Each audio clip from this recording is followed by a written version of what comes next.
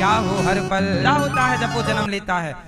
पेट से निकला ना सारा मलमूत्र उसके शरीर पे चिपका रहता है, फिर गाय उसे चाटती है। गाय क्या करती है?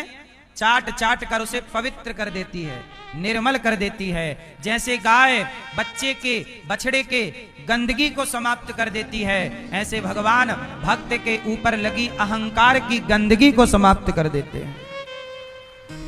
और भक्त में कोई भी बुराई आएगी, वो सबसे बड़ी बुराई क्या है? 4 बुराइयां बड़ी बड़ी हैं। हाँ, काम, बोलो काम, क्रोध, मद, लोभ, काम, बोलो थोड़ा जोर से मेरी मां। काम, क्रोध, लोभ, काम, क्रोध, मद। तीसरा मद मतलब अहंकार। काम, क्रोध, मद, लोभ। चौथे नंबर पर लोभ। तो काम, क्रोध, अहंकार और ये चारों नरक के 4 दरवाजे हैं। आप जरूरत से ज्यादा कामी हैं तो आप नरक जाएंगे, जरूरत से ज्यादा क्रोधी हैं आप नरक जाएंगे, जरूरत से ज्यादा घमंडी हैं नरक चलो, और आप लोभी हैं जरूरत से ज्यादा। मैं हर बार में जरूरत लगा रहा हूं, इस जरूरत का अर्थ आपको समझाऊं तो 2 मिनट लग जाएगा, कहो तो समझा दूं कि मैंने हर बात पे जरूरत क्यों लगाई। जरूरत से ज्यादा, जरूरत से ज्यादा। इसके पीछे भी एक कारण है कि काम बुरा है पर काम अच्छा भी है। यदि अपनी पत्नी के साथ, पति के साथ रहा जाए और संतान उत्पत्ति की जाए, क्योंकि संतान की उत्पत्ति में तो कामदेव की जरूरत पड़ेगी ही, तो पति पत्नी के बीच में काम है तो वह खराब नहीं है, वह बुरा। पर जब आप अपनी पत्नी के सिवा, पति के सिवा पर स्त्री, पर पुरुष को काम की दृष्टि से देखते हैं, वासना की दृष्टि से, तो वह काम बुरा है। इसलिए मैंने लगाया है कि क्रोध भी बुरा है, पर कौन सा? जहां क्रोध सही काम के लिए किया जाए। जैसे द्रौपदी के कपड़े उतर रहे थे, बचाने के लिए यदि पितामह क्रोध करते तो उनका क्रोध सही था, पर नहीं किया। तो क्रोध बुरा तब है जब बेवजह क्रोध किया जाए। अहंकार भी सही है, पर कौन सा? इस बात का घमंड करो कि हम प्रभु के दास हैं, इस बात का घमंड करो कि हम प्रभु के, ये घमंड सही है। और लोभ, लोभ अच्छा है कि बुरा है? क्या लोभ अच्छा है कि बुरा है? लोभ अच्छा भी है, और कैसा अच्छा और कैसा बुरा? यदि माला जपने का लोभ है कि कल 11 माला जपा, आज जरा 21 माला का जप कर लूं, यदि ये लोभ है, कल 1 घंटे कथा सुनी, आज 2 घंटे कथा सुन लो, कल मैंने 1 भूखे को रोटी खिलाई, आज 2 लोगों को भोजन कराऊं, यदि अच्छा लोभ है तो वह लोभ सही है।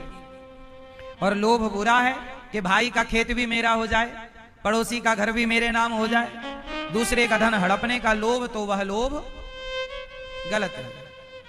इसलिए मैंने चारों को संभाल कर बोला कि काम बुरा है, पर कैसा बताया? क्रोध, लोभ, अहंकार।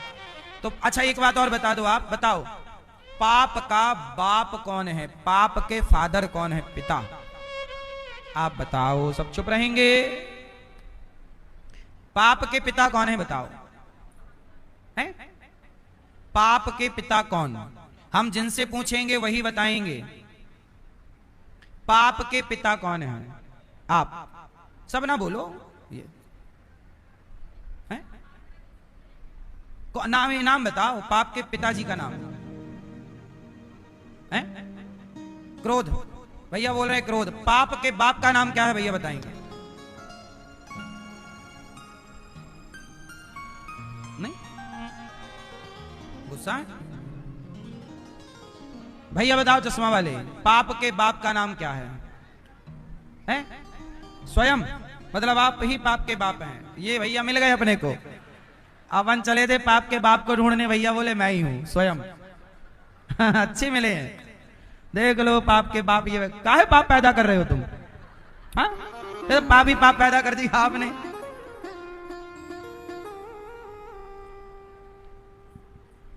मैया, पाप के बाप कौन? हाँ, पाप के बाप का नाम है लोभ। क्या नाम है? संसार का हर पाप लोभ के कारण होता है। लोभ ही ना हो तो कोई व्यक्ति पाप ही ना करे, क्योंकि पाप के पीछे की वजह क्या है? यदि आपके अंदर कोई लोभ ना हो तो आप पाप क्यों करोगे? सही है? चोर चोरी क्यों करता है? लोभ है। कोई भी पाप देखिए, आप झूठ भी बोलेंगे ना तो लोभ होगा तो बोलेंगे। यदि आपके अंदर कोई लोभ नहीं होगा तो आप सच ही बोलेंगे। जैसे ही लोभ आता है व्यक्ति झूठा हो जाता है।